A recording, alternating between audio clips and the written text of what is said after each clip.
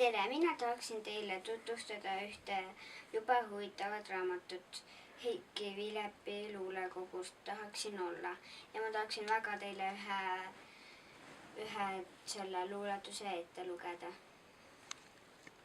Vette hüppamisest.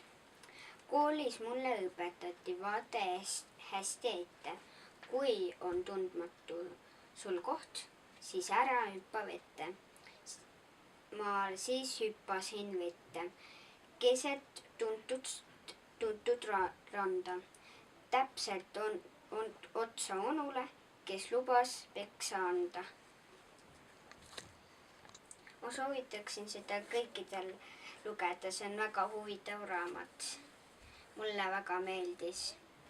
Siin on väga palju ilusaid luuletusi ja mulle väga meeldib see. Isegi kõige viimases kohas on see, et sama nagu taustapilt ja siis tahaksin olla täpselt nagu raamatu pealkirjas. Head aega!